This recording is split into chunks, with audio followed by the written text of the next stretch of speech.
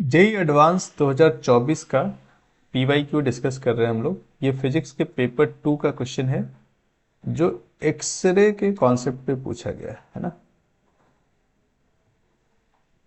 आइए पहले हम लोग क्वेश्चन को ठीक से समझते हैं। कह रहा metal target with atomic number Z is equal to 46 is bombarded with high energy electron beam. The emission of X-ray from the target is analyzed. जो एक्सरे निकल रहा है उसको एनालाइज किया गया। The ratio R of the wavelengths of K alpha line and cutoff, एक K alpha line के corresponding जो वेवलेंथ है और दूसरा जो कटऑफ वेवलेंथ है उसका रेशियो जो है वो कह रहा है is found to be R equal to 2। फिर if same electron beam bombards another metal target with Z is equal to 41, the value of R will be। अब हम मेटल टारगेट को बदल दिए जिसका जेड वैल्यू 41 है, तो इस बार है ना सेम इलेक्ट्रॉन बीम लिया है। फिर से एक्सरे का जो ग्राफ बनेगा, एक्सरे जो निकल रहा है उसके वेवलेंथ को एनालाइज करेंगे जिसमें के अल्फा लाइन के करस्पॉन्डिंग और कट ऑफ वाले वेवलेंथ का रेशियो पूछ रहा है कि क्या होगा। अब इस क्वेश्चन को समझने से पहले कुछ बेसिक चीज समझ लेते हैं, फंडामेंटल चीज समझ लेते हैं एक्सरे का के बारे में क्या होता है। तो ये इस तरह का एक्सरे ट्यूब सेटअप है ना। इसमें हाई वोल्टेज अप्लाई करते हैं दो रॉड के बीच। एक को हम एनोड कह रहे हैं, एनोड पे कैसा चार्ज है, एनोड को हमने प्लस से कनेक्ट करना है और इधर कैथोड है उसको माइनस से कनेक्ट करते हैं। थोड़ा सा यहाँ पे करेक्शन की जरूरत है,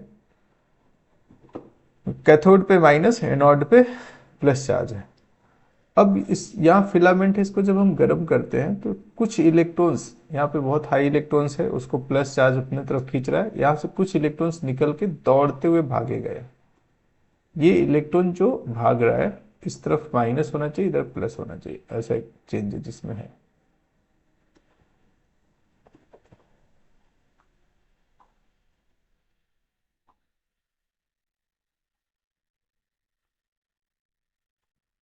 इलेक्ट्रॉन दौड़ता हुआ भागेगा।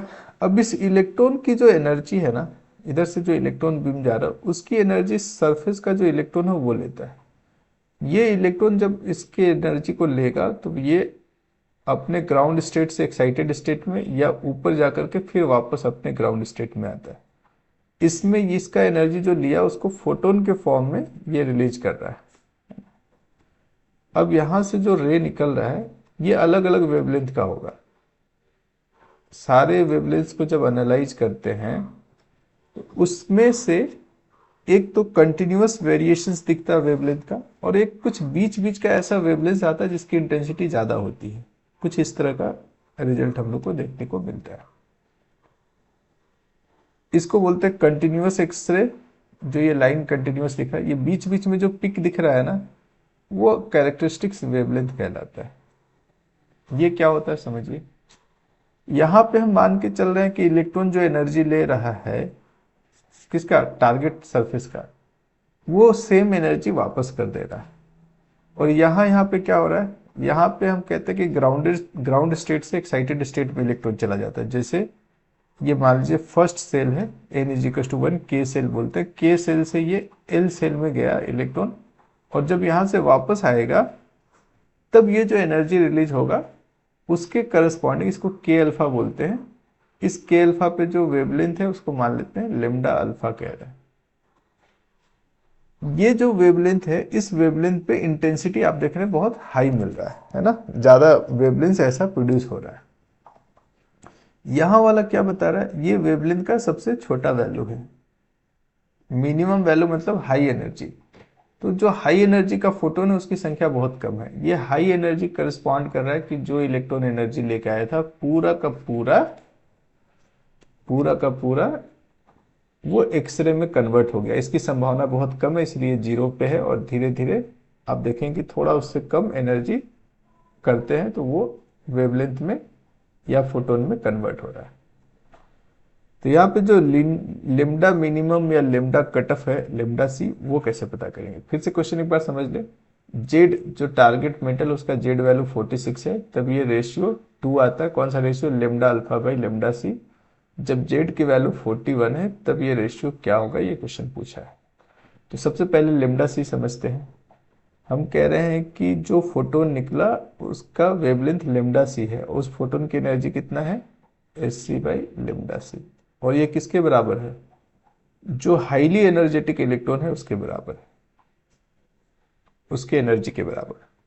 हाईली एनर्जेटिक क्या होगा, तो थोड़ा सा पीछे वाले डायग्राम में आते हैं।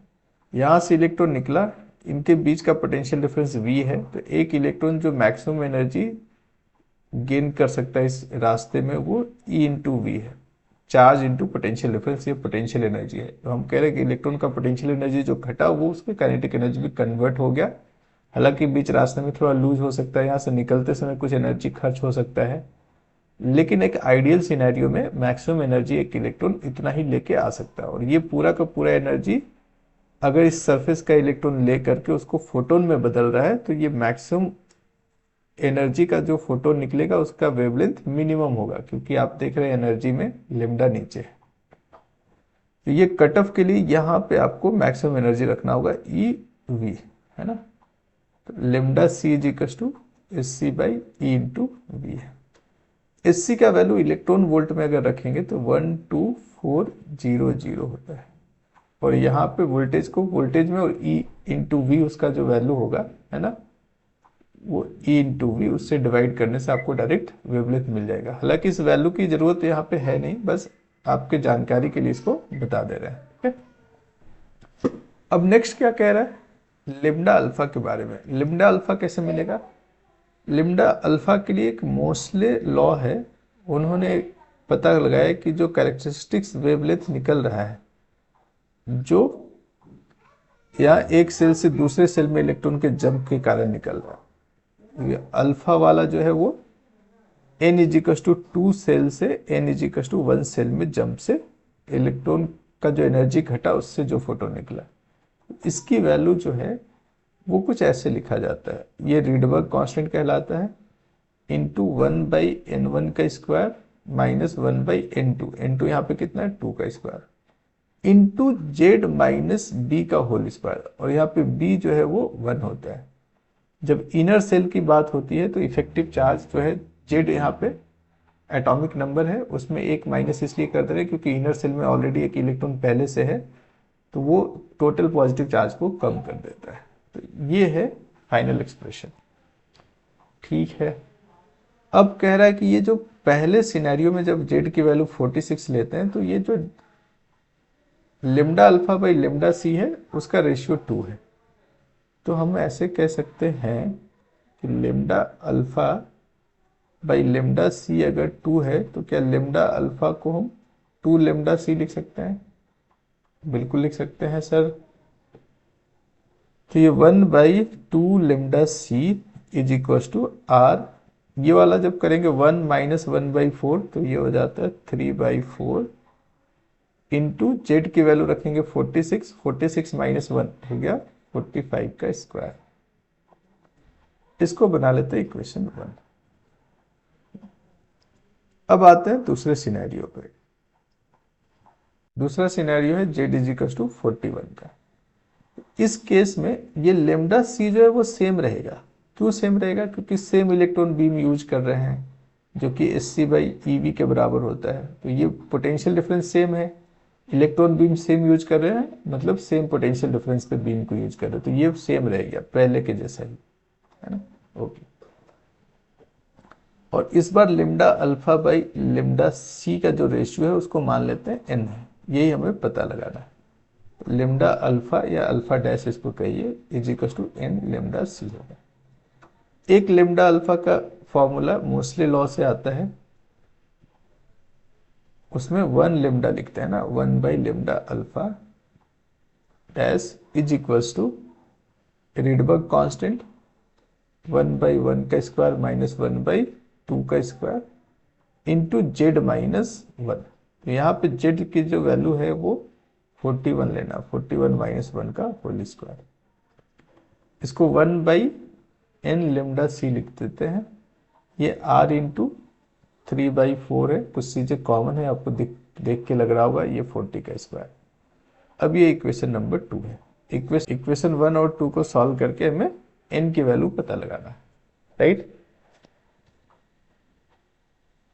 हम करेंगे क्या सीधा, या इक्वेशन 1 को भी लिख दे रहे हैं, 1/2 लेमडा सी इक्वल टू आया था r इंटू 3/4 इंटू 45 का स्क्वायर, और ये आया 1/n lambda C is equal to r into 3/4 into 40 का स्क्वायर। इक्वेशन 1 और 2 ऐसा मिला। अब करेंगे क्या, 1/2 कर देते हैं, इक्वेशन 1 डिवाइडेड बाई 2 क्या होगा, ये 1/2 डिवाइडेड बाई 1/n, बाकी जो कॉमन है कट जाएगा, ये फाइनली n/2 आएगा इस तरफ, और यहाँ r इंटू 3/4 कॉमन है, कैंसिल आउट हो जाएगा, 45 का स्क्वायर बाई 40 का square. n is equal to क्या आ रहा है, n इक्वल टू आ जाएगा 2 टाइम्स 45 का स्क्वायर बाई 40 का स्क्वायर। अब देखेंगे 45 में 5 छुपा हुआ है, 40 में भी 5 छुपा हुआ कॉमन है, 5 का स्क्वायर लेके कैंसिल आउट कर देंगे, तो यहाँ बच जाएगा 9 का स्क्वायर और नीचे 8 का स्क्वायर। सो फाइनली n आ रहा है 2 इंटू 81/64, और इसको लिख सकते हैं 81/32। ये रेशियो आप देखेंगे तो करीब करीब 2.53 ऐसा कुछ आ रहा है ना। ऑप्शन चेक कर लें,